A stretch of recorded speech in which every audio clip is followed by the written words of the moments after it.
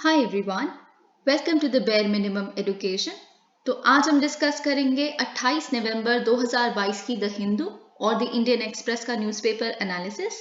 But before I start, I just want to say one thing that in case you find these videos helpful, you can always let me know that by commenting below, liking the video and subscribing to my channel if you haven't done that. तो क्योंकि हमें आज बहुत सारे articles, बहुत सारे editorials discuss करने हैं, so without wasting time we must begin with the video. तो पहला आर्टिकल इंडियन एक्सप्रेस का एक आर्टिकल है, small is good, Mudra loan NPAs at just 3.3% in 7 years। तो देखिए, ये कुछ ट्रेंड्स पता चले हैं। आपको पता है प्रीलिम्स में किस तरह की सोफिस्टिकेटेड स्टेटमेंट्स होती हैं। पहले क्वेश्चन स्टार्ट होता है that from 2015 onwards until this time what these 5 trends have been observed. इसमें से कौन कौन से करेक्ट, आप ऑप्शंस मार्क कीजिए। तो यहाँ पे जो जो ट्रेंड्स हम डिस्कस करेंगे वो फैक्चुअली भी आपके लिए बहुत इंपॉर्टेंट है। But before of course delving into that part of it, हमें ये समझना है कि मुद्रा लोन स्कीम है क्या। अगर आप बिल्कुल ही बिगिनर्स हैं और आपको यही नहीं पता मुद्रा लोन क्या होता है, एनपीए होता क्या है, then this entire discussion would be a waste. तो सबसे पहले तो एनपीएस जो हम बहुत बार देख चुके हैं, नॉन परफॉर्मिंग एसेट।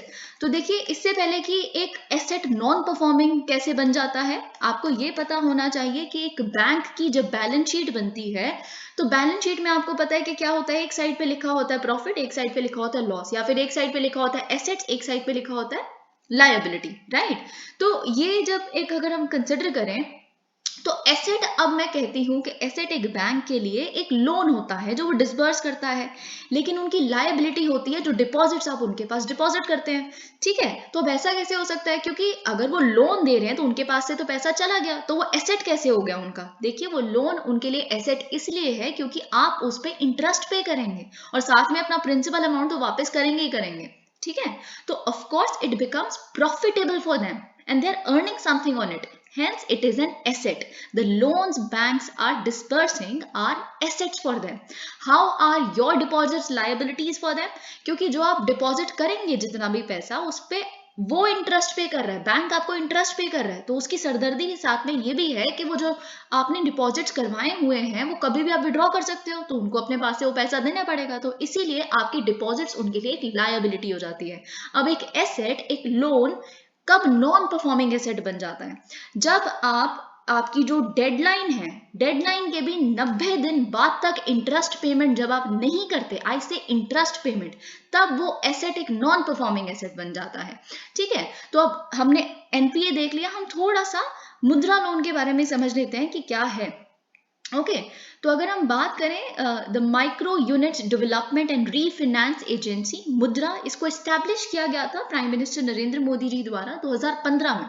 ठीक है, तो 2015 आप समझ सकते हैं 7 साल हो गए हैं, और prime minister Narendra Modi to provide loans. अब देखिए, एम बेसिकली ये था। अभी इसमें कुछ कुछ बहुत बेसिक चीजें समझनी है आपको, जो मैं समझाने की कोशिश करूंगी, क्योंकि आप कहीं पे भी पढ़ेंगे आपको बिल्कुल बेसिक नहीं बताया जाएगा क्या होता है रीफाइनेंसिंग एजेंसी। अब मुद्रा, मैं कह रही हूँ मुद्रा बैंक जो है, जो सरकार ने एस्टैब्लिश किया 2015 में, वो एक रीफाइनेंसिंग एजेंसी है, जैसे नबार्ड है, जैसे नेशनल हाउसिंग बैंक है ना। तो क्या होती है रीफाइनेंसिंग एजेंसी, अभी हम देखेंगे। तो देखिए, मुद्रा स्कीम के तहत बेसिकली क्या करना था सरकार ने, वो इंसेंटिवाइज करती है non corporate, non fund, small and micro enterprises को, कि आप अपना कुछ काम कीजिए, आप बिल्कुल हिचकिचाइए मत, क्रेडिट हम देंगे। छोटे छोटे लोन्स तो चाहिए, छोटी सी कंपनी है आपकी, छोटी सी ट्रेडिंग कंपनी है, छोटी सी सर्विसेज कंपनी है, प्रोसेसिंग कंपनी है, कोई बात नहीं, 10 लाख तक का लोन हम आपको देंगे। ठीक है, तो ये बेसिकली उनका एम था। अब देखिए, 10 ऐसा नहीं है कि 10 लाख तक का लोन 3 कैटेगरीज में दिया जाता है। एक होता है शिशु। अब शिशु by default literal meaning is छोटा, तो सबसे छोटा लोन शिशु कैटेगरी में आता है, जो 50,000 तक का लोन दिया जाता है। एक होता है किशोर। अब किशोर आता है ऑफकोर्स मध्यम वर्ग, जो अगर हम हिंदी में इसकी बिल्कुल लिटरल मीनिंग जाने तो 50,000 से लेके 5 लाख तक के जो लोन होते हैं बेसिकली वो किशोर में आते हैं, 50,001। Okay, so you must understand this। अगर ऐसा as it is, see UPSC loves to twist and turn statements, ये चीज मैं बार बार बताती हूँ आपको। तो इस तरह का अगर लिखा हो और ऑप्शन में दिया हो नहीं 50,000 to 5 लाख और फिर 50,000, जिसका कोई सेंस नहीं है, पर आ सकती हैं ऐसी चीजें। दे वांट टू टेस्ट कि आपको, आपका दिमाग कितना प्रेशर में काम कर रहा है। ठीक है, इतनी बेसिक चीज भी आपको समझ आ रही है कि नहीं, क्योंकि 50,000 तक तो यही मिल रहा है ना, तो 1 रुपये और लगा लीजिए यहाँ से। ठीक है, फिर आता है तरुण। तरुण मतलब जो सबसे बड़ा लोन कैटेगरी है मुद्रा लोन में, 5 लाख से 10 लाख तक का लोन चाहिए तो इस कैटेगरी में मिलता है। अब देखिए ये मुद्रा स्कीम क्यों बहुत अच्छी है छोटे छोटे बिजनेसेस के लिए, क्योंकि आपको कोई कोलेटरल या कोई सिक्योरिटी डिपॉजिट नहीं करनी पड़ती। पर आपके लिए अच्छा है ना, लेकिन बैंक्स के लिए रिस्की है। जब कोलेटरल कुछ नहीं है तो उनके लिए रिस्की ही है, ठीक है।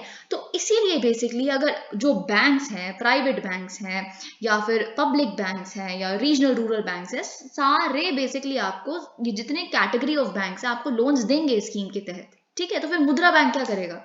आपको देखिए मुद्रा बैंक डायरेक्टली लोन्स वो नहीं देगा आपको, ये सारे पर्टिकुलर बैंक जो भी आसपास आपके हैं वो लोन्स देते हैं।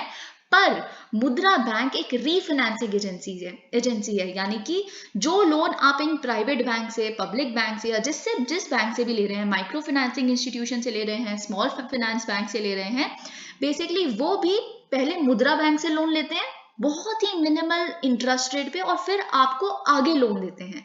तो बेसिकली जो फाइनेंस आपको ये पर्टिकुलर छोटे छोटे से बैंक्स कर रहे हैं, उस बैंक को भी रीफाइनेंस कौन कर रहा है? मुद्रा bank.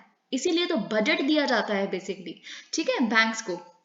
I hope you understand what a refinancing agency is. वही नबार्ड करती है। नबार्ड भी बेसिकली जितने भी बैंक्स हैं, रीजनल रूरल बैंक्स है फॉर एग्जांपल, जितना भी आपको लोन देते हैं, एग्रीकल्चरल क्रेडिट देते हैं, तो ऐसा नहीं है कि नबार्ड फार्मर्स को लोन दे रहा है, नहीं, नबार्ड उस बैंक को क्रेडिट देता है, रीजनल रूरल बैंक को क्रेडिट देता है बहुत कम इंटरेस्ट रेट पे, और फिर वो बैंक बेसिकली आगे फार्मर्स को लोन देता है।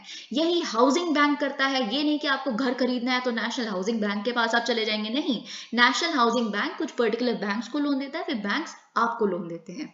आई hope you understand what the concept of refinancing agency is. और अगर एक स्टेटमेंट ऐसी आती है कि Mudra bank directly gives loans to small and micro enterprises, then that is wrong because they don't do it directly. They provide loans at a very minimal interest rate to these particular banks, and then these banks are the ones who actually disburse loans to you guys. I hope you understood it. अब हमें देखना है basically यहाँ पे क्या trends हमें पता चले हैं।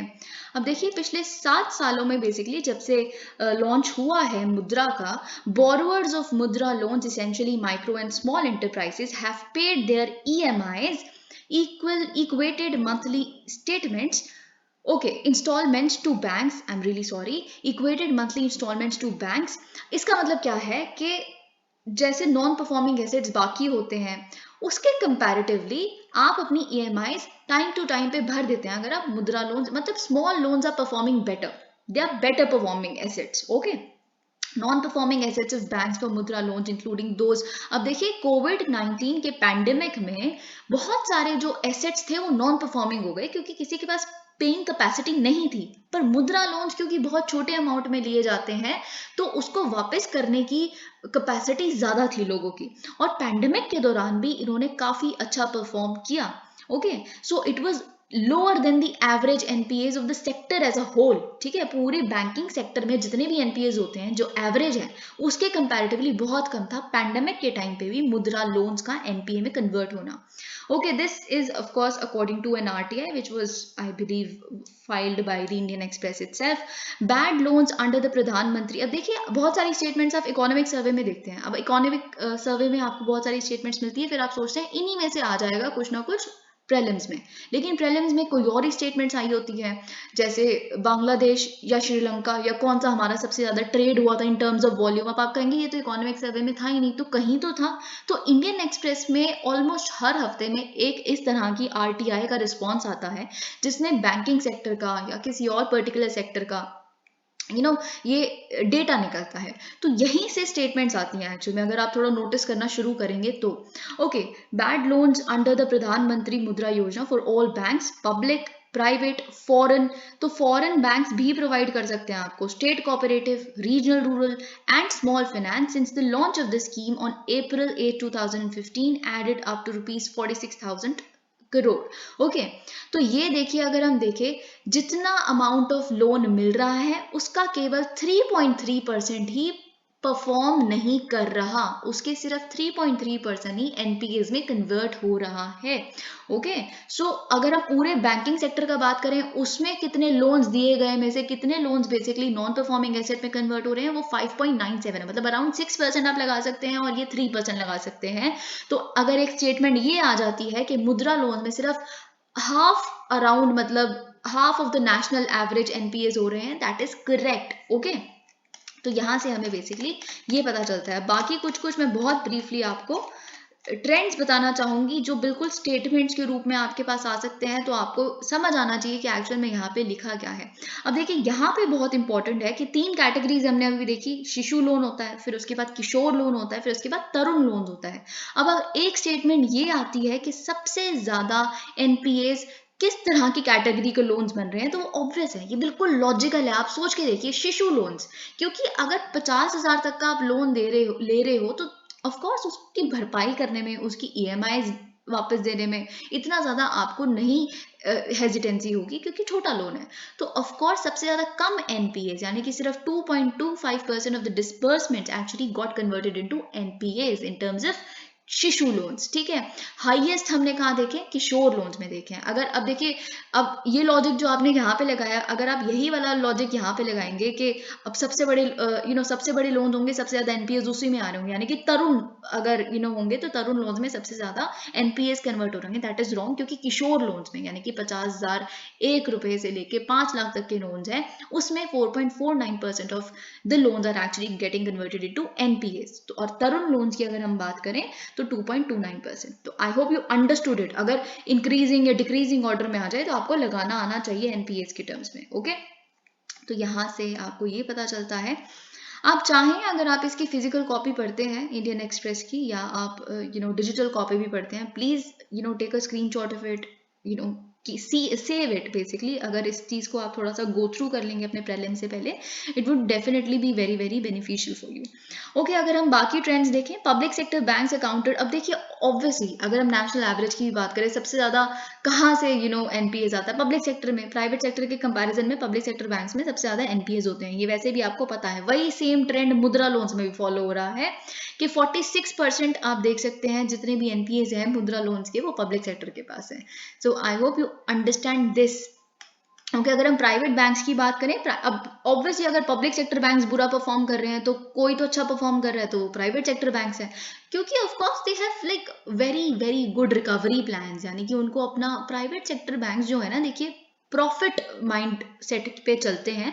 पब्लिक सेक्टर जो बैंक्स होते हैं, पब्लिक कोई भी एक एंटिटी होती है, वो पब्लिक गुड के उस पे चलती है, पाथ पे। तो अगर आपको कंपेटिटिव रहना है प्राइवेट बैंक्स को, या फिर अपना उन्होंने वापस वसूलना है, तो उनको पता है कैसे, ये this is by default a thing. ठीक है, तो ऑफ कोर्स बेटर रिकवरी कौन कर रहा है, private banks. For them bad loans और non performing assets during the 7-year period stood at ₹6,000 crore, just 1.32% of the disbursement. तो आप देखिए कि सिर्फ 1.3% ही उनके दिए गए जो लोन्स हैं वो कन्वर्ट हो रहे हैं नॉन परफॉर्मिंग एसेट्स में। ओके, तो यहाँ पे ये चीज लिखी है, of the total 19.78 crore beneficiaries also referred to as loan accounts across Shishu, Kishore and Tarun categories, only 82.98 lakh loan accounts और 4.19% turned banned। मतलब अगर एक स्टेटमेंट आती है कि 100 बेनिफिशियरीज में से 4 beneficiaries defaulted on repayments, then that is correct. तो ये स्टेटमेंट एक यहाँ से आपको पता चलती है। अगर हम दूसरी अब नेक्स्ट पॉइंट पे जाएं, तो प्राइवेट बैंक्स, अब देखिए यहाँ पे लिखा है, अब ये समझने वाली बात है थोड़ी सी। अगर हम इन टर्म्स ऑफ वैल्यू बात करें, in terms of value private जो बैंक्स हैं उन्होंने बहुत कम लोन्स डिस्पर्स किए हैं, ये मैं मुद्रा लोन्स की बात कर रही हूँ। पर in terms of number of loan accounts they catered to 10.46 beneficiaries। तो इसका मतलब क्या है, छोटे छोटे लोन्स दे रहे हो, क्योंकि in terms of values तो क्या है, पब्लिक बैंक्स ज्यादा दे रहे हैं। ठीक है, आई होप यू अंडरस्टूड इट। तो यही सारी चीजें यहाँ पे लिखी है। अब कुछ RRBs बैंक के बारे में, स्मॉल फाइनेंस बैंक्स के बारे में। According to the RTI reply, regional rural banks dispersed over ₹1.09 lakh crore. Okay, यहाँ पे यही सारी चीजें लिखी है, नथिंग मच हियर। और जैसे कि पब्लिक सेक्टर बैंक्स में हमने देखा, वैसे ही आरआरबीज में भी बहुत ज़्यादा हाई अमाउंट ऑफ लोन्स जो हैं वो कन्वर्ट हो जाते हैं एनपीएस में, 4.22%। तो अब ये भी रीजनल रूरल बैंक्स भी देखिए कौन से उस पे चलते हैं, पाथ पे, पब्लिक गुड ऑफ कोर्स, ठीक है। तो यहाँ पे ये चीज़ आपको पता होनी चाहिए। Let's move on to an editorial now which I believe is very very important. देखिए मिलेट्स पे, ऑयल सीड्स पे, या फिर क्लाइमेट चेंज और एग्रीकल्चर का जो एक लिंक आ सकता है, उस पे आप मैटर प्रिपेयर करेंगे ही करेंगे। लेकिन आप देखिए हर दिन एक एडिटोरियल में हर कोई बस ये कह देता है कि एमएसपी आपको देना शुरू करना चाहिए मिलेट्स पे, तभी तो उनको उगाना शुरू होंगे लोग, this is exactly how you could incentivise farmers. पर इस पे कुछ लॉजिक भी तो लगाइए। अभी हम देखेंगे कैसे कि एक ब्लैंकेट आप स्टेटमेंट कह रहे हैं कि एमएसपी देना शुरू कर दीजिए और हर स्टेट में आप प्रमोट करना शुरू कर दीजिए मिलेट्स को। Is it even feasible? Can you do that? है ना। तो वो हम देखेंगे कि यहाँ पे क्या लिखा है। आई वुड हाईली रेकमेंड कि आप अपना आंसर अगर लिखते हैं तो इस पॉइंट को जरूर लिखें, बिकॉज दिस एक्चुअली रिफ्लेक्ट्स कितनी लॉजिकल, ऐसे रट के नहीं आए हैं चीजें। आपको इतना दिमाग है कि आप प्रैक्टिकल, ऑप्टिमिस्टिक येट प्रैग्मेटिक चीजें लिखेंगे, ठीक है। तो हम देखते हैं यहाँ क्या लिखा है। देखिए यूनाइटेड नेशंस ने इंडिया के प्रपोजल पे, इंडिया के इनिशिएटिव पे डिक्लेयर किया है 2023 को as the international year of millets. अब देखिए इसमें हमने जब पिछले 1-2 दिन पहले एक आर्टिकल डिस्कस किया था जिसमें मैंने आपको बताया था इसमें थोड़ी सी जियो पॉलिटिक्स भी इन्वॉल्व है।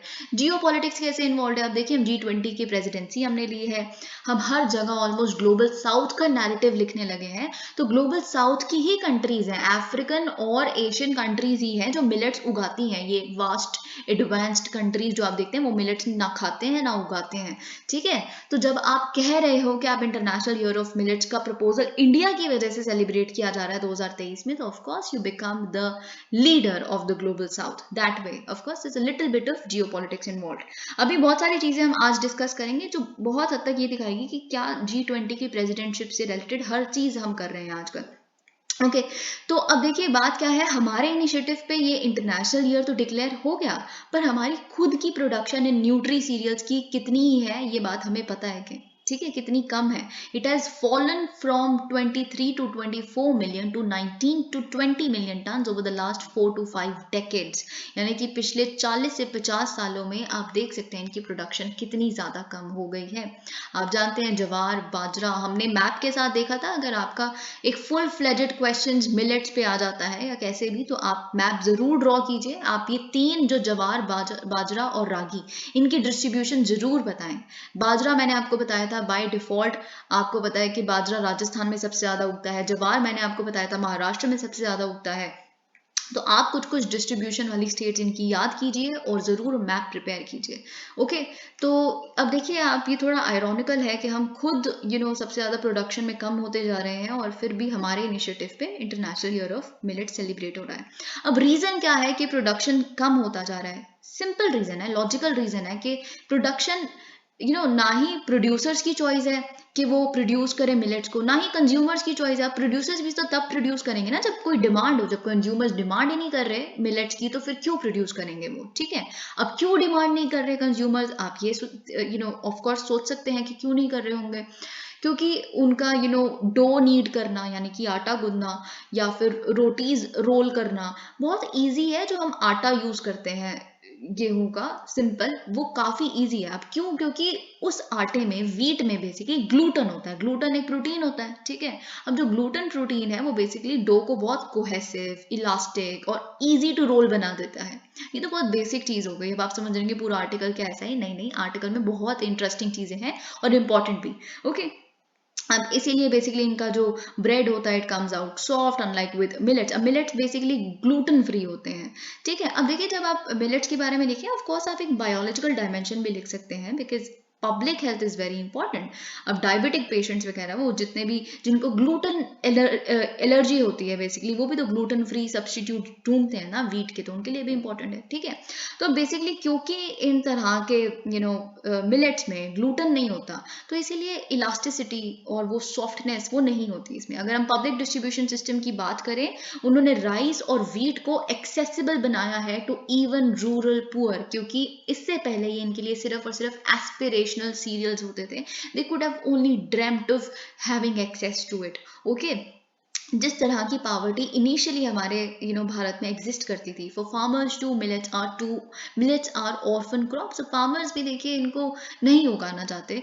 अब क्यों उगाना नहीं चाहते? क्योंकि जब उन्हें इरिगेशन मिल रही है, सरकार पानी देती है, पंप्स है, सोलर पंप्स है, सब कुछ है अब, है ना, तो ऑफ कोर्स उन्होंने इमीडिएटली स्विच कर लिया। आप देखिए 40 से 50 साल में अगर कम हुआ है हमारा इनका प्रोडक्शन मिलेट्स का, तो कुछ तो रीजन होगा, क्योंकि इरिगेशन मिल गई ना, आसानी से इरिगेशन मिल रही है। तो राइस और वीट में जब जाता है इतना पानी, तो ऑफ कोर्स यील्ड भी 3 से 4 गुना ज्यादा है ज्वार और बाजरा के कंपैरिजन में। देखिए सबसे बड़ी प्रॉब्लम तो यील्ड है। अब यील्ड को आप दिमाग में रखिएगा, क्योंकि एक पॉइंट हमें आगे ऐसा देखना है जो आपको जरूर लिखना है अपने आंसर में।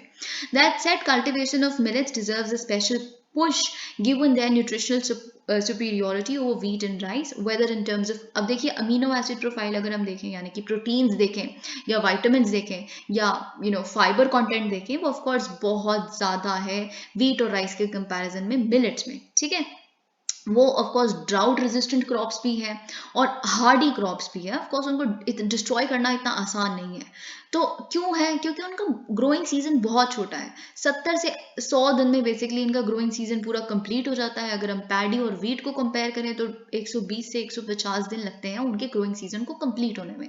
बहुत कम वाटर रिक्वायरमेंट है, अगर हम देखें 350 टू 500 मिलीमीटर, वर्सेस अगर हम वीट और राइस से कंपेयर करें 600 to 1200 millimetre, which is huge. तो आप देखिए ग्राउंड वाटर टेबल अगर इतना ज्यादा सिंक करता जा रहा है नीचे, तो मिलेट्स उगेंगी तो of course there would be some benefit.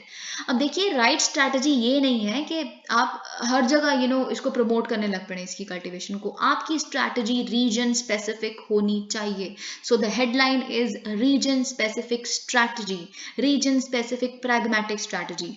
मतलब जो भी rain fed semi arid areas हैं, राजस्थान देखिए, कर्नाटका देखिए, महाराष्ट्र देखिए, महाराष्ट्र सेमी एरिड है ना, तो इन पर्टिकुलर स्टेट्स में बेसिकली, या फिर जो हिली टेरेन्स हैं जहाँ पे ऑलरेडी बाजरे की रोटी खाई जाती है या फिर ज्वार की रोटी खाई जाती है, तो बेसिकली जो रेन फेड सेमी एरिड और हिली टेरेन्स हैं जो ऑलरेडी वेल अडेप्टेड हैं इस तरह की क्रॉप्स के लिए, आप वहाँ प्रमोट करना शुरू कीजिए। आप देखिए एक्सपेक्ट नहीं कर सकते कि पंजाब या कोस्टल आंध्र प्रदेश में आप बाजरा और रागी उगवाना लग पड़े, ऐसा नहीं हो सकता। सबसे बड़ी बात तो जो यील्ड सैक्रिफाइस होगा, क्योंकि यील्ड इतना नहीं है इसका।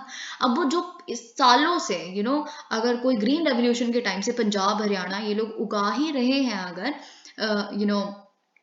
राइस और वीट, और इनको पता है कि इतना यील्ड आपको निकल रहा है और इतना आप कमा रहे हैं उससे, तो आप उनको कैसे ऐसे कर सकते हो कि आपका सबसे पहले तो एग्रीकल्चरल क्राइसिस आ जाएगा इसकी वजह से।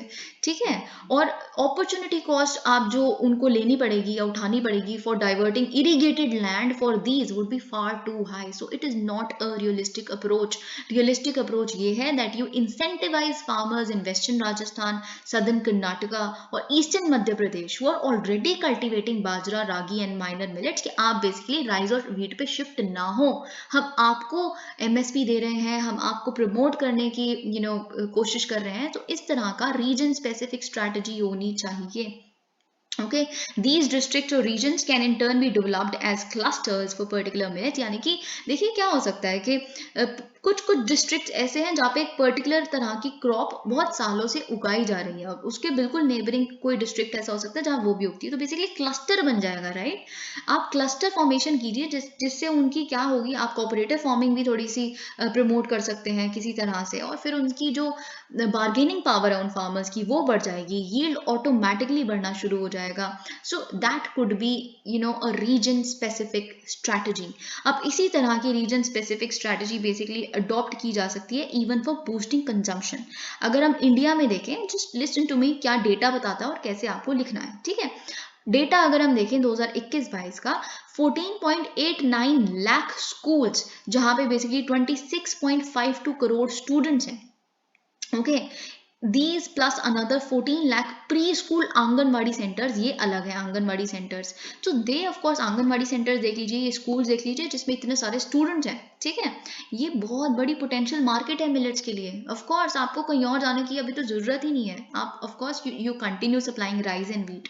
ठीक है, क्योंकि ये तो होगा ही होगा, क्योंकि आप नेशन वाइड प्रोक्योरमेंट अगर हो ही रही है इन क्रॉप्स की, स्टॉकिंग हो रही है, डिस्ट्रीब्यूशन तो होनी चाहिए। But the schools and anganwadis can serve khichdi, dosa, khichdi of course millets की बनती है, बन सकती भी है अगर कई लोग नहीं खाते तो। डोसा बन सकता है, रागी का डोसा बनता है, बाजरे का डोसा बनता है, एनर्जी बार्स बन सकते हैं, पुडिंग्स बन सकती हैं, ठीक है, from locally sourced millets along with a daily glass of milk and egg for every child. The need for such wholesome nutrition would be more for children in the very regions that are suited for millet cultivation. तो of course यहाँ पे भी आप क्या करें, region specific approach को अपनाएं, ठीक है। अब ये आर्टिकल हम बेसिकली जो डिस्कस करने वाले हैं, very important article, bail versus jail. अब बेल पे क्वेश्चन आएगा ही आएगा, किसी ना किसी तरह में प्रीलिम्स में आ जाएगा, या फिर अगर हम देखें मेंस में प्रिजन रिफॉर्म्स पे क्वेश्चन आ सकता है। प्रिजन रिफॉर्म्स हमने बहुत डिटेल में विजन आईएएस की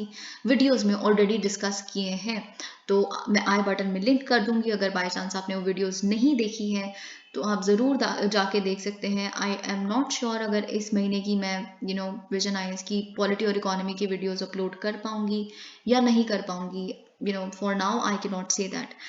okay, president Draupadi Murmu's call to the government. अब देखिए, प्रेसिडेंट द्रौपदी मुर्मू जी ने बेसिकली सरकार को और जुडिशरी को हिंट करते हुए बोला कि जो प्रिजन्स हैं और जो वहाँ पे इतनी ओवर क्राउडिंग हो रही है, उनकी कैपेसिटी नहीं है इतने जितने ठूसे हुए हैं आपने वहाँ पे प्रिजनर्स, तो ये बहुत बड़ी प्रॉब्लम है। जब पैंडेमिक आया था तो बहुत सारे लोगों ने बोलना शुरू कर दिया था कि अगर प्रिजन्स में इस तरह का हमने वेव्स देखने लग पड़े, या जिस तरह का स्प्रेड प्रिजन्स में पॉसिबल है, क्योंकि ओवर क्राउडिंग कितनी है वहाँ पे, तो कितनी जल्दी फैल जाएगा पैंडेमिक यानी कि कोविड, ठीक है। तो सबसे बड़ा कंसर्न उस समय पे ये आया था, जुडिशरी ने भी बोलना शुरू कर दिया था कि आप प्लीज प्रिजनर्स को रिलीज करना शुरू कीजिए, because bail is the rule and jail is an exception. You understand this? अगर ये as it is क्वेश्चन आ गया तो आपको कुछ लिखने के लिए होना चाहिए GS2 के पेपर में इस पे, ठीक है। तो यहाँ पे अब इन्होंने कहा है, ऑथर जो भी है इस एडिटोरियल की, बहुत ही वेलकम इंटरवेंशन है प्रेसिडेंट की तरफ से। अगर प्रेसिडेंट ने कोई बात बोली है ऑफ कोर्स उसका कोई महत्व है, ठीक है। अब आई वुड रीड इट कि क्या बोला है प्रेसिडेंट द्रौपदी मुर्मू जी ने। I hear these days that we will have to make new prisons because prisons are over crowded. मतलब मैं आजकल सुन रही हूँ कि सब कहते हैं कि हमें और प्रिजन्स बनाने पड़ेंगे क्योंकि प्रिजन्स ओवर क्राउडेड हैं। तो अगर हम एक प्रोग्रेसिव सोसाइटी की तरफ बढ़ रहे हैं तो हमें क्यों चाहिए नए जेल्स, है ना। प्रोग्रेसिव सोसाइटी मतलब क्राइम कम होगा, या फिर बेल एक रूल बन जाएगी प्रोग्रेसिव सोसाइटी में। तो हमें क्या चाहिए, नए प्रिजन्स, है ना। वी शुड बी, अब बल्कि हमें तो, अगर हम एक प्रोग्रेसिव सोसाइटी बन रहे हैं, एक वेल इन्फॉर्म्ड सिटीजनरी अगर हम डेवलप कर रहे हैं, या फिर बेल इज द नॉर्म अगर हो जाएगा, तो बल्कि हमारे को तो एग्जिस्टिंग जो प्रिजन्स हैं उनको भी क्लोज करना शुरू कर देना चाहिए। तो प्रेसिडेंट द्रौपदी मुर्मू जी ने ये बोला है नेशनल लॉ डे पे, basically national law day celebrations पे, जो सुप्रीम कोर्ट द्वारा ऑर्गेनाइज की गई थी। और उन्होंने फिर साथ में बोला कि देखिए, अब मैं जजेस को पे और लॉ मिनिस्टर पे ये चीज़ छोड़ रही हूँ, मैं इससे ज़्यादा कुछ बोलना नहीं चाहती, और मैं जो नहीं बोल रही, मुझे आशा है कि आप समझ गए कि मैं क्या नहीं बोल रही हूँ। तो इसका मतलब ये है, बेल पे इन्होंने हिंट किया है। प्रेसिडेंट मुर्मूज रिमार्क कम्स इन, अब देखिए ये जो प्रेसिडेंट की तरफ से रिमार्क आया है बेसिकली किस चीज़ के बैकड्रॉप में आया है। एक शार्प एक्सचेंज ऑलरेडी इस इशू पे शुरू हो चुका था पिछले हफ्ते, क्योंकि यूनियन लॉ मिनिस्टर किरण रिजिजू जी ने बोला कि बेसिकली जो हायर जुडिशरी है, हाई कोर्ट या सुप्रीम कोर्ट, वो क्यों ग्रांट करने लग पड़ी है बेल्स को, सिर्फ ट्रायल कोर्ट को ध्यान देना चाहिए ना बेल्स ग्रांट करने में। फिर इस पे आपको याद होगा हमने डिस्कस भी किया कि हमारे chief justice of India DY Chandrachud ji ने कहा कि देखिए, जो हमारे जो कोर्ट्स हैं, हायर कोर्ट्स हैं, दे फ्लडेड विद बेल केसेस। आपको पता है क्यों? क्योंकि जो लोअर जुडिशरी है, उन्होंने लोअर जुडिशरी वर्ड नहीं यूज किया था, and that was very good. उन्होंने बोला था जो ग्रास रूट्स जुडिशरी है, जो ग्रास रूट्स कोर्ट हैं या ट्रायल कोर्ट्स हैं, बेसिकली जो डिस्ट्रिक्ट कोर्ट्स होते हैं, जो फर्स्ट इंस्टेंस कोर्ट्स होते हैं, जो बेसिकली देखेंगे कि उनको क्या सजा मिलनी है या बेल मिलनी है, वो थोड़े हेजिडेंट है, because there is a sense of fear और प्रेशर। वो जो फील करते हैं कि अगर हमने हीनियस क्राइम्स में या किसी भी क्राइम में अगर हमने बेल दे दी एक अक्यूज्ड को, तो लोग हमारे अगेंस्ट हो जाएंगे, सरकार हम पे प्रेशर डाल सकती है या कुछ भी। तो ये उनमें सेंस ऑफ फियर है। ओके, अब देखिए क्राइसिस जो बेसिकली हम डिस्कस कर रहे हैं वो अब ये है। अगर हम प्रिजन स्टैटिस्टिक्स इंडिया 2021 को देखें, which is a report published by the ministry of home affairs, 2016 से 2021 के बीच में number of convicts in jails have decreased by 9.5%। मतलब जो दोषी साबित हो चुके हैं, अक्यूज नहीं, दोषी साबित हो चुके हैं जो, वो उनका नंबर डिक्रीज हो गया है 9.5% से। और जो number of under trial inmates हैं, अंडर ट्रायल प्रिजनर्स हैं, यानी कि जिनका अभी ट्रायल शुरू भी नहीं हुआ कईयों का, तो या शुरू हो गया तो अभी तक वो दोषी ना साबित हुए हैं, ना उनको एक्विटल मिला, कुछ नहीं पता उनका, ठीक है। तो जो कभी कभी तो अंडर ट्रायल 16 साल तक अंडर ट्रायल्स ही रह जाते हैं। एक और चीज मैं आपको बताना चाहती हूँ, क्योंकि जो बेल बॉन्ड है जो आपको साइन करना पड़ता है आपकी बेल के लिए, हर गरीब इंसान के पास इतना बड़ा बेल बॉन्ड साइन करने के लिए पैसा नहीं होता, 2.5 लाख रुपए का बेल बॉन्ड, ये सब वगैरह, इसको भी आइडेंटिफाई करना शुरू करना चाहिए, बिल्कुल, ठीक है। तो यहाँ पे बेसिकली क्या लिखा है, अंडर ट्रायल का जो काउंट है it got increased by 45.8%, this is huge, almost 50%, with 3 और 4, मतलब यानी कि 4 प्रिजनर्स में से 3 तो अंडर ट्रायल्स ही हैं। तो ऑब्वियसली ना आप समझने की कोशिश कीजिए, the problem of over crowding of prisoners is essentially an under trial issue. तो मतलब अगर ओवर क्राउडिंग हो रही है तो उसका सिंपल रीजन है क्योंकि अंडर ट्रायल्स बहुत ज्यादा है, ठीक है। As of December 31, 2021, around 80% of prisoners were confined for periods up to a year, यानी कि जो 80% ऑफ प्रिजनर्स हैं उनको 1 साल तक के लिए जेल में रखने की सजा मिली है। The report states that an overwhelming 95% of under trials released in 2021 were granted bail by courts, while a mere 1.6% were released on acquittal by court. तो मतलब बेसिकली रिपोर्ट ये कहती है कि 95% जो अंडर ट्रायल लोग हैं उनको रिलीज किया गया था 2021 में, और बेल दे के कोर्ट्स द्वारा, और सिर्फ 1.6% उनको बाइज्जत बरी किया गया था। तो इससे बेसिकली हमें क्या पता चलता है कि किस धीमी पेस पे ट्रायल कोर्ट अपने फाइनल डिसीजन पे पहुंचते हैं, और इसी वजह से नंबर ऑफ अंडर ट्रायल्स बढ़ते रहते हैं। ये एक इतना इंपॉर्टेंट पॉइंट नहीं है, जो हम आगे देखने वाले हैं वो है the supreme court. Of course आप डेटा तो ये कोट करेंगे ही करेंगे, तो वो जो प्रिजन रिफॉर्म्स वाला हमने पूरा इतने डिटेल में सब कुछ डिस्कस किया है उसमें हमने ऑलरेडी डेटा देखा हुआ है। The supreme court recently asked the government, अब देखिए सुप्रीम कोर्ट ने अभी सरकार को रिसेंटली बोला कि आप आउट ऑफ द बॉक्स क्यों नहीं सोचते, थोड़ा सा आप वन टाइम मेजर एक ले सकते हैं, you can release the prisoners in certain cases. आप आज़ादी का अमृत महोत्सव सेलिब्रेट कर रहे हैं, अब देखिए आज़ादी का अमृत महोत्सव सेलिब्रेट हो रहा था तो जो गोधरा के अक्यूज लोग थे उनको रिहा किया गया, तो अंडर ट्रायल्स को भी रिहा किया जा सकता था। ये एक पब्लिक फोरम में डिस्कशन थी, पर फिर सरकार ने इस पे बोला कि आज़ादी के अमृत महोत्सव पे हमने इनको रिलीज नहीं किया, ये तो पहले से ही चल रहा था, तो ये उनकी तरफ से जस्टिफिकेशन आ गई थी। While it is imperative for the top court to ensure that its liberal stand. अब देखिए बात क्या है, अगर जो टॉप कोर्ट है, यानी कि हमने अभी तीस्ता सेतलवाद के केस में देखा, या फिर अभी हमने देखा हाउस अरेस्ट बेसिकली अलाउ कर दिया गया गौतम नवलखा के लिए, ये जो एक्टिविस्ट हैं बेसिकली, तो अगर लिबरल स्टैंस है काफी हायर जुडिशरी का, सुप्रीम कोर्ट की स्पेसिफिकली अगर हम बात करें, तो इसी तरह का लिबरल स्टैंस ट्रायल कोर्ट्स के लेवल पे भी आए, सबॉर्डिनेट जुडिशरी के लेवल पे भी आए, इट इज वेरी एसेंशियल, होना चाहिए, ठीक है। पर ये बिल्कुल गलत होगा कि अगर हम अंडर ट्रायल क्राइसिस को मेयर बेल इशू बना दें। अब देखिए हमने पहले क्या देखा कि जो हम देख रहे हैं ओवर क्राउडिंग इशू किस वजह से है, वो है अंडर ट्रायल इशू की वजह से, लेकिन अंडर ट्रायल का इशू बेल इशू की सिर्फ केवल वजह से नहीं है, कोई और इशू भी है। तो रियल सोल्यूशन क्या है, आप एकदम रूट्स पे हिट करें। अब देखिए इतने सारे अंडर ट्रायल्स अगर आप देख रहे हैं तो इसका मतलब ये है कि आप इनडिस्क्रिमिनेट अरेस्ट कर रहे हो इंडिविजुअल्स का, आप किसी को भी अरेस्ट कर लेते हो। आप पॉपुलर या पॉपुलिस्ट मेजर्स लेने के लिए आप कहते हैं हम कड़े से कड़े कानून ला रहे हैं जिसमें हम बेल इम्पॉसिबल बना देते हैं, जिसमें हम अरेस्ट करेंगे करेंगे at the instance and all of that.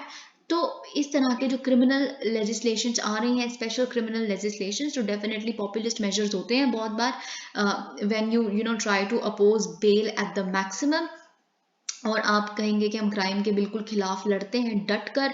तो ये देखिए ये कुछ सरकार को सोचने की ज़रूरत है कि अंडर ट्रायल इशू के साथ डील करने के लिए सोल्यूशन आपके पास लाया करता है जुडिशरी से भी ज़्यादा, वो तो देंगे ही देंगे, देखिए वो तो बेल देंगे ही देंगे, क्योंकि bail is the rule and jail is an exception. तो अब यहाँ पे एक और चीज़ जो मैंने आपको स्टार्टिंग में बताया, और साथ में आप उनको बेसिकली अंडर ट्रायल्स में से आइडेंटिफाई करना शुरू कीजिए जो बेल अफोर्ड नहीं कर सकते, बेल फ्री में नहीं हो जाती ना, बात ये है। Okay, even when the right is available, they do not have the capacity or the ability, or they can't afford bail, so identify them and try releasing them। तो ये इन्होंने बेसिकली बोला है। ओके, तो आई होप यहाँ से आपको 3 points मिल गए जो काफ़ी इंपॉर्टेंट थे।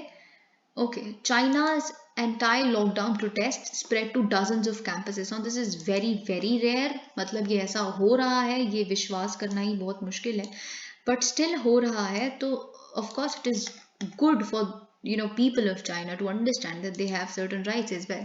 Okay, तो protest हम basically जो चाइना में देख रहे हैं against किस चीज़ के, जो सरकार की वहाँ के COVID-19 लॉकडाउन मेजर्स लिए जा रहे हैं उनके द्वारा, और जो पिछले हफ्ते में और ज़्यादा इंटेंसिफाई कर दिए गए हैं. अब ये जो प्रोटेस्ट है, it is spreading to university campuses, बहुत सारा यूथ इसमें बढ़ चढ़ के पार्टिसिपेट कर रहा है. Okay, so this is definitely an unprecedented challenge to the communist party. आपको अगर याद होगा जो हम तियाननमेन स्क्वायर इंसिडेंट पढ़ते हैं, तो उसमें क्या हुआ था, लोग जब डेमोक्रेसी के लिए हजारों लोगों को टैंकर्स लाके मरवा दिया गया था डेमोक्रेसी में, जब वो डेमोक्रेसी की मांग कर रहे थे. तो इतने डेकेड्स के बाद हम प्रोटेस्ट देख रहे हैं चाइना में. It is a big thing, क्योंकि उस इंसिडेंट के बाद जब आपने ऐसा करवाया, उसके बाद तो प्रोटेस्ट करने की किसी ने हिम्मत ही नहीं की, क्योंकि अब यहाँ पे बात इकोनॉमी की आ जाती है ना. कब तक कोई और जो फ्रस्ट्रेशन हो रही है लोगों को वहाँ पे, कब तक कोई एक कमरे में बैठा रहेगा. यहाँ पे फीफा वर्ल्ड कप ये लोग देख रहे हैं और उनको लग रहा है यार किसी ने तो मास्क भी नहीं पहने और हम मास्क पहन के घूम रहे हैं यहाँ पे. वहाँ पे सब चीयर कर रहे हैं अपनी कंट्री को, अपने प्लेयर्स को, और सब इतने खुश हैं और सबको घूम रहे हैं, और हम तो यहाँ कुछ भी नहीं कर सकते. हमारी सिचुएशन तो इतनी बुरी है कि यहाँ पे एक आग लगी एक अपार्टमेंट में जिसमें 10 लोगों की जान चली गई उरुमकी में, और वहाँ पे बेसिकली जो फायर एक्सटिंग्विशर्स हैं वो तक नहीं पहुंच पाए, जस्ट बिकॉज लॉकडाउन मेजर्स लगे हुए हैं बहुत सारे. इस तरह की पॉलिसीज इतनी स्ट्रिक्ट है. तो हमारी सिचुएशन इतनी बुरी है, and world is actually having its own way at the moment. तो मतलब China definitely is not in a good shape. तो protest have coincided with a record. अब साथ में देखिए जो कोविड-19 का सर्ज हम देख रहे हैं चाइना में, 30,000 से ज़्यादा केसेस प्रतिदिन के आ रहे हैं. तो ऑफ कोर्स ये सारी चीज़ें भी हम देख रहे हैं. अब देखिए वीडियोस सोशल मीडिया पे काफ़ी वायरल हुई, जो प्रोटेस्टर्स बेसिकली कह रहे थे that we want an end to lockdowns and mass tested. कुछ जो स्लोगन्स बेसिकली रेस किए गए वो चाइनीज़ प्रेसिडेंट के भी खिलाफ थे, शी जिनपिंग के खिलाफ. अब साथ में एक slogan, if I read it, we don't want covid test, we want freedom. अब ये थोड़ा सा एक्सट्रीम स्लोगन हो गया चाइना के लिए, क्योंकि you can't actually ask freedom, okay, in a country like China, where freedom means only and only bhakti of the leader and nothing else, which is Xi Jinping. Egyptian President Sisi to be chief guest at Republic Day celebrations. Now this is very important. Now here also you understand that since we have taken up G20 presidency, December 1 is the date when we will finally receive it. तो अब क्या है basically, हम अगर Egyptian president फतेह L CC को अगर invite कर रहे हैं रिपब्लिक डे सेलिब्रेशंस के चीफ गेस्ट के रूप में, तो क्यों कर रहे हैं? क्योंकि इजिप्ट क्या है, इजिप्ट ग्लोबल साउथ की सबसे बड़ी कंट्री है इंडिया के बाद. Not in terms of importance, of course her country important है, पर बात ये है, अभी आप बहुत सारी चीज़ें देखेंगे जो हमें पता चलेंगी. जैसे बांग्लादेश को अब हम काफ़ी सपोर्ट कर रहे हैं, उनको स्पेसिफिकली कहीं पे इन्वाइट करना. अब यहाँ पे इजिप्ट को स्पेसिफिकली चीफ गेस्ट के रूप में अपॉइंट करना, ये G20 लीडर्स के लिए एक मैसेज जाता है that we stand for the global south. Okay, so I hope you understand it. यहाँ पे ये चीज़ नहीं लिखी है, पर आप हर चीज़ को जब इस लाइट में देखना शुरू होंगे ना, तो आपको पता चल जाएगा. जब G20 पे ग्लोबल साउथ की बातें, या फिर एस जयशंकर जी द्वारा ये बोला भी नहीं गया था कि हम ग्लोबल साउथ को डिपिक्ट करते हैं, रिप्रेजेंट करते हैं, इसीलिए हम रशिया के लिए बेसिकली रशिया से तेल लेंगे ही लेंगे, क्योंकि हमारे पास इतनी परचेजिंग पावर कैपेसिटी है नहीं कि हम इतना एडवांस तेल लें इतने बड़े रेट पे. अगर हमें कहीं से डिस्काउंटेड मिल रहा है तो हमारी तो पॉपुलेशन इतनी है, हमें देना ही है बिल्कुल.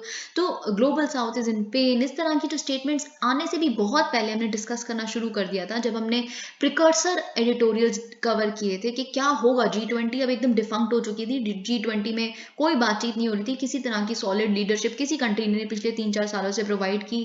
पता ही नहीं था, इंडिया को भी समझ नहीं आ रहा था कि हम फिर बात करें तो करें क्या. हम बिल्कुल वेस्ट के सपोर्ट में कोई बात नहीं कर सकते, फिर रशिया हमसे नाराज हो जाएगा. हम रशिया के सपोर्ट में बिल्कुल बात नहीं कर सकते क्योंकि वेस्ट हमें बॉयकॉट कर देगा फिर उसके बाद. तो हमें कुछ तो बात करना है, तो हमने सेफ एस्केप लिया, और वो था ग्लोबल साउथ का narrative.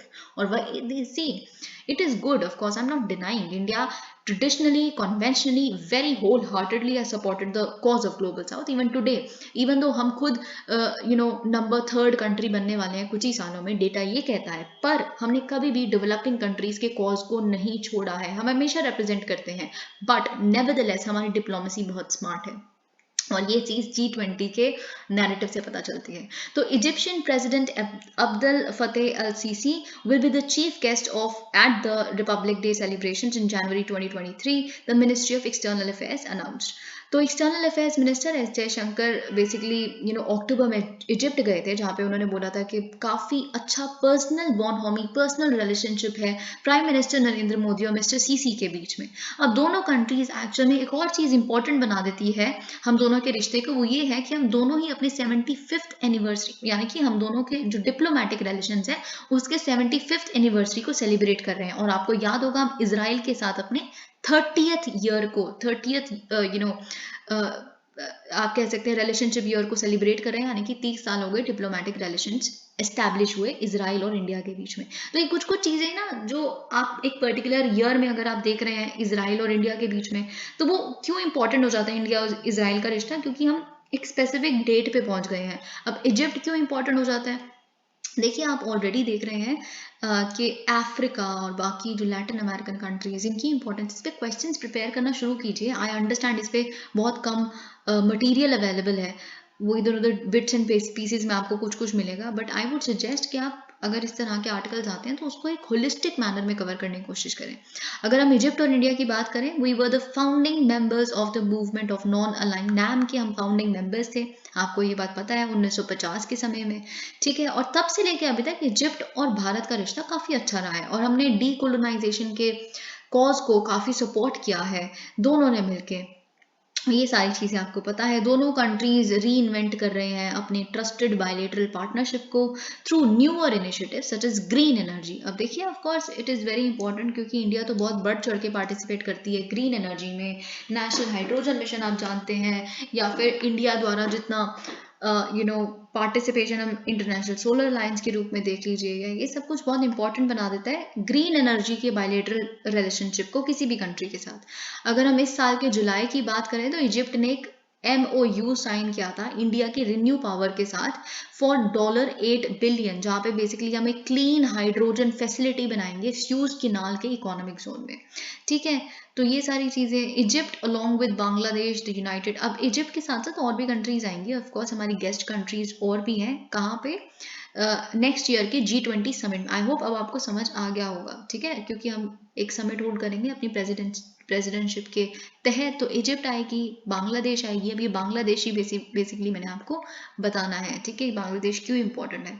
UAE, Mauritius, Netherlands, Nigeria, Oman, Singapore and Spain. अब देखिए ये जो कंट्रीज हमने देखी हैं G20 के मेंबर्स नहीं है, लेकिन हमने गेस्ट कंट्री के रूप में इन लोगों को इनवाइट किया है। इसीलिए आपको समझना बहुत इंपॉर्टेंट हो जाता है कि हम इन सारी कंट्रीज को काफ़ी बड़ी इकोनॉमी के रूप में देखते हैं, क्योंकि G20 जो ग्रुप है वो एडवांस्ड और इमर्जिंग इकोनॉमीज का ही ग्रुप है, जो काफ़ी सब्सटैंशियल मार्केट शेयर को भी होल्ड करते हैं, इसीलिए इंडिया उसका पार्ट है, ठीक है। तो इसमें इजिप्ट का आना, UAE का आना, बांग्लादेश का आना, या फिर नीदरलैंड्स का आना, सिंगापुर का आना, ये बताता है कि ये बड़ी इकोनॉमीज हैं या बन रही हैं। आई होप इस तरह से चीज़ों को जब आप देखते हैं तो आपको समझ आता है कि वो आर्टिकल छोटा है लेकिन उसमें लिखा क्या है, उसका एक्चुअल में क्या मतलब है। ओके, नीतीश लॉन्चेस हर घर गंगा जल स्कीम एट राजगीर। तो फाइनली क्या हुआ है, आपको पता है कि बिहार में और असम में जो एनुअल फ्लड्स है उसका काफ़ी ज़्यादा ग्रस्त हैं ये दो स्टेट्स उससे, तो बिहार ने इसका एक वे आउट निकाला है। देखिए ये क्वेश्चन ये भी बहुत बार डिस्कस किया जाता है कि कैसे फ्लड वाटर्स को एक आप कह सकते हैं किसी अच्छे काम के लिए यूज़ किया जा सकता है। तो वह यहाँ पे बेसिकली फ्लड वाटर्स को ही किसी अच्छे काम के लिए यूज़ किया जा रहा है, क्योंकि बिहार के चीफ मिनिस्टर नीतीश कुमार जी ने संडे को लॉन्च किया है हर घर गंगा जल स्कीम, जहाँ पे पाइप्ड गंगा वाटर सप्लाई किया जाएगा हर हाउस होल्ड को एट ये कहाँ पे इन्होंने बेसिकली लॉन्च किया, राजगीर में, और नालंदा डिस्ट्रिक्ट के बेसिकली जो रीजन्स हैं उसको ये प्रोवाइड करेंगे। अब देखते हैं फर्स्ट फेज में क्या होगा। फर्स्ट फेज ऑफ द ₹4,000, यानी कि पूरी स्कीम को एलोकेट किया गया है ₹4,000 करोड़। और उसका फर्स्ट फेज होगा बेसिकली क्या होगा उसमें, 2 डिस्ट्रिक्ट्स ऑफ नालंदा एंड गया, गया और नालंदा को बेसिकली कवर किया जाएगा for supplying Ganga water in the first phase. अब ये जो स्कीम है बेसिकली हर घर गंगा जल स्कीम, ये गवर्नमेंट का ऑलरेडी एक इनिशिएटिव है, जल जीवन और हरियाली मिशन, ठीक है, जो बिहार गवर्नमेंट ऑलरेडी कर रही है, उसी के अंडर एक ये पार्ट है। सेकेंड फेज में Ganga water will be reaching the adjoining Nawada district too, तो 3 डिस्ट्रिक्ट के बारे में अभी बात की गई है। Okay, it is set to be the first of its kind project in the country, so that you can store, you treat and supply flood waters of Ganga that the state receives every year during monsoon season to the districts of Nalanda, Gaya and Nevada। तो अगर देखिए आपके पास कोई भी question आता है तो आप बिल्कुल बिहार का एग्जाम्पल लिखिए कि क्राइसिस को भी एक अपॉर्चुनिटी बनाना हमें सीखना चाहिए हर चीज, ठीक है, तो ये आप बिल्कुल लिख सकते हैं। अब देखिए ये जो आर्टिकल हम डिस्कस करेंगे ये वैसे तो थोड़ा सा पॉलिटिकल है, लेकिन अगर कल को बाय चांस कोई एक बहुत बड़ा सुप्रीम कोर्ट का वर्डिक्ट आता है, या बहुत बड़ा वर्डिक्ट खुद में ना हो लेकिन कोई एक प्रिंसिपल वो ऐसा स्टेट करते हैं जस्टिस DY चंद्रचूड़ उसमें, जो आपके लिए एग्जाम पर्सपेक्टिव से इंपॉर्टेंट बन जाता है ना, तो आपको एटलीस्ट केस तो पता होना चाहिए कि केस है क्या। आप केवल ऊपर ऊपर से जब पढ़ते हैं वो चीज़ें याद नहीं रहती, तो इसीलिए ब्रीफली मैं आपको बताना चाहती हूँ ये केस है क्या। और वैसे भी अगर देश में कुछ चल रहा है तो आपको वैसे भी पता ही होना चाहिए, there is no harm in it. Of course अगर वो पेपर में नहीं आएगा तो आप कल को किसी से कुछ डिबेट करते हैं तब काम आ जाएगा, तो कुछ तो आपके पास बोलने के लिए होना चाहिए, है ना। तो अब नवंबर 21 को बेसिकली क्या हुआ है, जो हमारे CJI हैं DY चंद्रचूड़ जी, उन्होंने बेसिकली अग्री कर लिया है कि ठीक है वी विल हियर नागरिक आपूर्ति निगम नैन स्कैम केस। अब नैन स्कैम केस क्या है यही तो हमें देखना है, सुप्रीम कोर्ट अब सुनेंगे इसको बेसिकली, ठीक है। अब what is NAN scam case, अब देखिए नैन जो है यानी कि नागरिक आपूर्ति निगम, बेसिकली छत्तीसगढ़ की एक नोडल एजेंसी है जो प्रोक्योर करती है और डिस्ट्रीब्यूट करती है फूड ग्रेन्स को अंडर PDS। तो नैन एक ऐसी एंटिटी है। अब 2015 में क्या हुआ, जो फॉर्मर चीफ मिनिस्टर थे छत्तीसगढ़ के, ओके, जो बीजेपी के एक चीफ मिनिस्टर थे Raman Singh ji, he was in power at that time. और ऑपोजिशन कौन होगी, ऑफ कोर्स कांग्रेस होगी उस टाइम पे, या बाकी जितनी भी पार्टीज हैं वहां पे। तो ऑपोजिशन ने एलिगेशन लगाई सरकार पे उस समय की कि आप क्या कर रहे हो, आप डिस्ट्रीब्यूट कर रहे हो सब स्टैंडर्ड क्वालिटी ग्रेन्स PDS के माध्यम से, ठीक है। और जो आपके ऑफिशियल्स हैं बेसिकली आपके सरकार के या फिर जो परमानेंट एग्जीक्यूटिव्स हैं यानी कि IAS ऑफिसर, उनको काफी किकबैक्स मिल रहा है राइस मिलर्स द्वारा कि आप ऐसी सब स्टैंडर्ड क्वालिटी को बांट सकें, ठीक है। फिर जो छत्तीसगढ़ स्टेट की एंटी करप्शन ब्यूरो है ACB ने लॉन्च किया एक प्रोब इन्वेस्टिगेशन की इस मैटर में कि अच्छा देखते हैं कि किस तरह का करप्शन हो रहा है या फिर किस तरह की सब स्टैंडर्ड क्वालिटी के प्रोडक्ट्स या ग्रेन्स डिस्ट्रीब्यूट किए जा रहे हैं। उन्होंने रेड्स कंडक्ट की नैन के ऑफिस पे, ओके। फिर ACB को पता चला कि यहाँ पे काफी सारा कैश ऐसा पड़ा है 3 करोड़ से भी ज्यादा, जिसका सोर्स ही नहीं पता कहाँ से आया है, ठीक है। फिर उन्होंने फूड सैंपल, यानी कि करप्शन तो था, फिर उन्होंने फूड सैंपल्स को भी उसकी क्वालिटी को भी टेस्ट करना शुरू किया। उसमें से बहुत सारे सॉल्ट और राइस के ऐसे सैंपल्स टेस्ट करने से पता चला कि they are unfit for human consumption, तो ह्यूमंस कंज्यूम ही नहीं कर सकते तो बीमार पड़ जाएंगे। तो फिर ACB ने बेसिकली बुक किया 27 लोगों को केस में, जिसमें से 2 IAS ऑफिसर्स भी थे। अब ED यानी कि एनफोर्समेंट डायरेक्टरेट ने बेसिकली एक मनी लॉन्ड्रिंग प्रोब भी इन्वेस्टिगेशन में शुरू कर दी इस केस में, ठीक है। अब चार्जेस जो बेसिकली इस तरह के पूरे बन गए, प्रेस किए गए basically against the officers in 2018, IAS officers की बात कर रही हूँ मैं 2, ठीक है। अब 2018 में ये चार्जेस बिल्कुल दे वो प्रेस्ड अगेंस्ट द ऑफिसर। अब दिसंबर 2018 कम्स दिसंबर, भूपेश बघेल जी जो बेसिकली कांग्रेस गवर्नमेंट है, दे टुक चार्ज, ठीक है। और उन्होंने जस्ट कुछ दिनों बाद ही अपने चार्ज लेने के एक स्पेशल इन्वेस्टिगेशन टीम बिठाई कि अब ये प्रूव करेगी बेसिकली मैटर दोबारा से। अब देखिए ये देखने वाली बात है, जो मिस्टर बघेल हैं उनकी एडमिनिस्ट्रेशन ने अपॉइंट किया 2 अक्यूज्ड IAS ऑफिसर्स को टू गवर्नमेंट पोस्ट। और 2020 में क्या हुआ, छत्तीसगढ़ हाई कोर्ट ने एंटिसिपेटरी बेल भी दे दी 2 ऑफिसर्स को, ठीक है। तो अब ED क्या चाहती थी, ED चाहती थी कि ये केस जो ट्रांसफर हो, ये छत्तीसगढ़ हाई कोर्ट नहीं सुनेगा, इसका रीट्रायल हो, दोबारा से पूरा केस सुना जाए लेकिन कहीं और, ठीक है, और इस केस को ट्रांसफर किया जाए, इसकी एसआईटी वगैरह कुछ नहीं करेगी, इसकी जांच पड़ताल इन्वेस्टिगेशन सीबीआई करे, ये ईडी ने बेसिकली कहा। क्योंकि ईडी ने अपनी पिटिशन में एलीज किया कि जो जुडिशरी है, यानी कि स्टेट की जुडिशरी, और जो वहां की छत्तीसगढ़ की करंट गवर्नमेंट है, यानी कि Congress government at the moment, वो बेसिकली इन्वेस्टिगेशन को वीकन करने की कोशिश कर रहे हैं, और अक्यूज्ड को, जो केस में अक्यूज्ड हैं, उनको भी सपोर्ट कर रहे हैं, किसी भी तरह से उनको बचाने की कोशिश कर रहे हैं। ओके, तो ये चीज उन्होंने ईडी ने कही बेसिकली। तो it's said that the main accused, और साथ में जो मेन अक्यूज्ड हैं उनके काफी क्लोज रिश्ते हैं चीफ मिनिस्टर मिस्टर बघेल के साथ, और ये सारी चीजें। एंड द एसआईटी, जो एसआईटी उन्होंने फॉर्म की, वो भी फ्रॉडुलेंट है, वो केस मतलब तरीके से चलने ही नहीं दे रही आगे। Okay, now what was the listing controversy in the supreme court. ये बहुत ब्रीफ है, ये कुछ इंपॉर्टेंट नहीं है, केस आई थिंक आपको समझ आ गया। ये जुडिशरी में बस इतना सा हुआ, जो अब रिटायर हो रहे थे जब chief justice of India UU Lalit ji, क्योंकि उनके पास 74 ही डेज थे, तो यूयू ललित जी और जस्टिस अजय रस्तोगी और Ravindra Bhat ji, basically they were hearing ED's plea, पर उस केस को ड्रॉप कर दिया गया, क्योंकि उन्होंने कहा कि हमारे पास सच में टर्म खत्म हो गया, अब टाइम नहीं है, तो केस वॉज ड्रॉप्ड। अब नवंबर 14 को क्या हुआ, फिर दोबारा केस आया, न्यू बेंच के पास आया, जिसमें जस्टिस शाह थे और जस्टिस हिमा कोहली।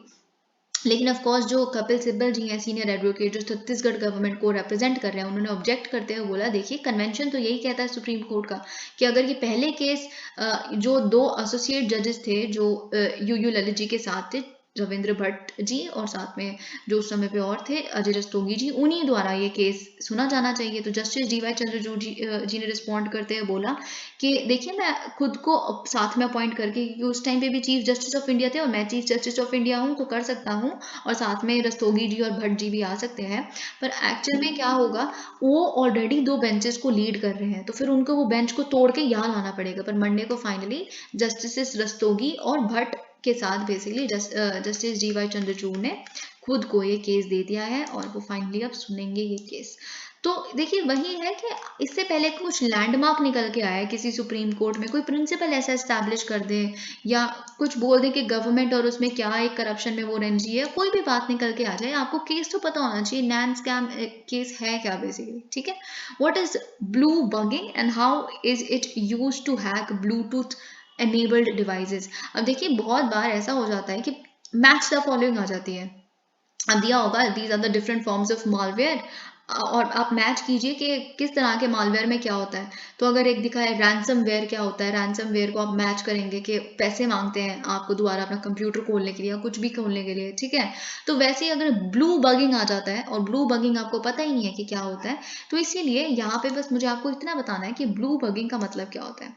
इसमें बेसिकली जो हैकर है, जो वो आपके फ़ोन को हैक करने की कोशिश करता है और अटैक करने की कोशिश करता है, अगर आपका जो ब्लूटूथ ऑन है, ब्लूटूथ डिस्कवरेबल मोड में है, तो फिर जो अटैकर है वो डिस्कवर कर लेगा और आपके फ़ोन के साथ खुद को लिंक कर लेगा। ठीक है, फिर एक बार उन्होंने लिंक किया, फिर आपकी कॉल्स को सुन सकता है, आपके मैसेजेस पढ़ सकता है, आपको मैसेजेस भेज सकता है, किसको भेज रहे हो ये भी पढ़ सकता है, सब कुछ वो आपके कॉन्टैक्ट को मॉडिफाई कर सकते हैं, स्टील कर सकते हैं। तो ये होता है ब्लू बगिंग।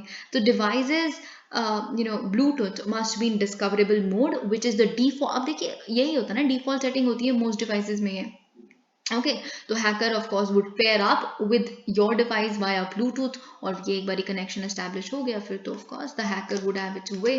तो ये है blue bugging. I hope you understand it. Blue से आपको पता चल जाएगा, वैसे ब्लू मीन्स ब्लूटूथ, तो बगिंग मीन्स तो होता ही मालवेयर है, ठीक है, जो आपके फ़ोन को भर दे बेफालतू की चीज़ों से।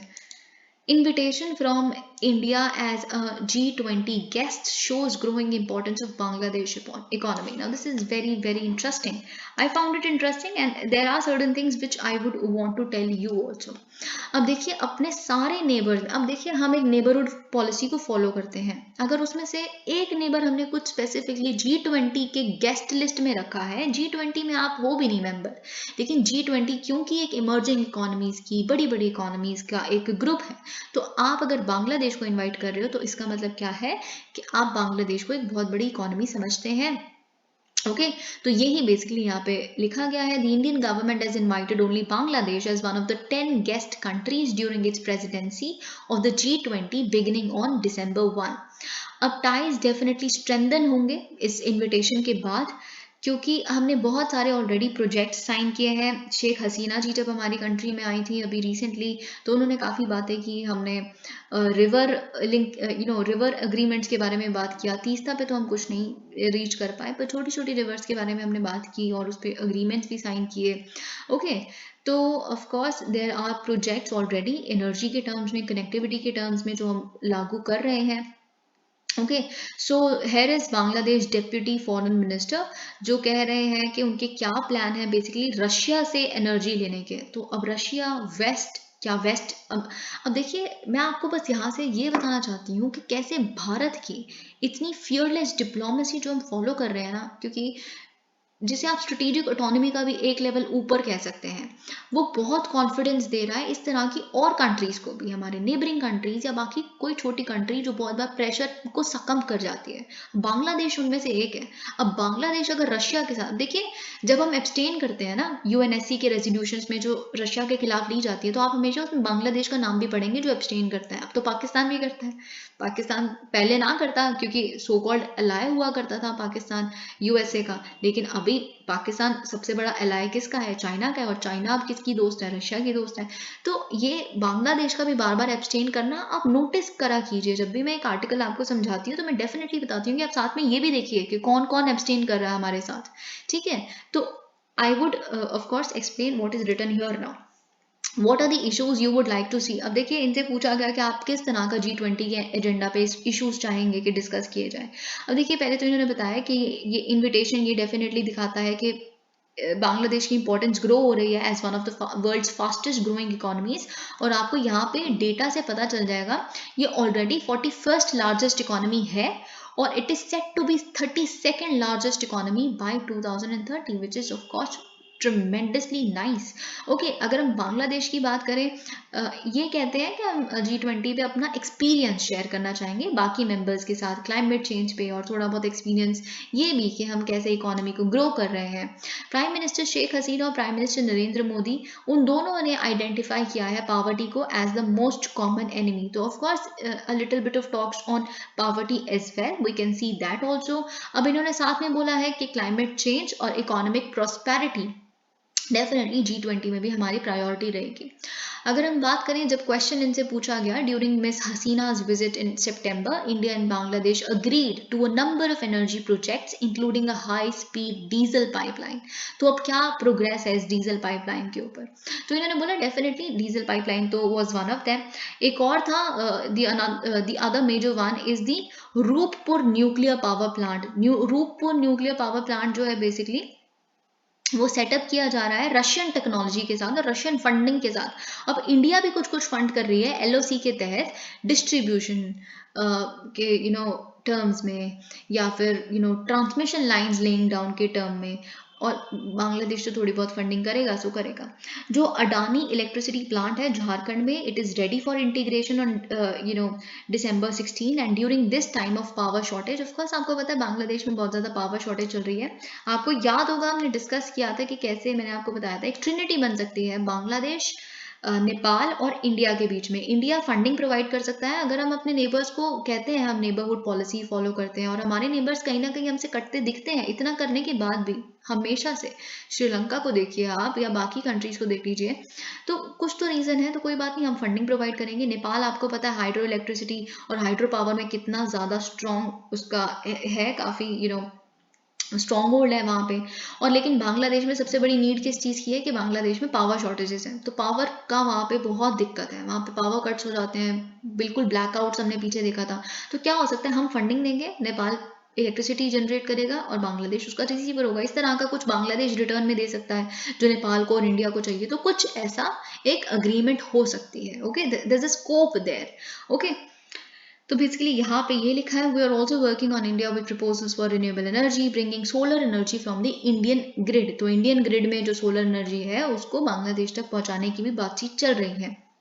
ओके, अब यहाँ पे हम कुछ देख लेते हैं रशियन एनर्जी के बारे में।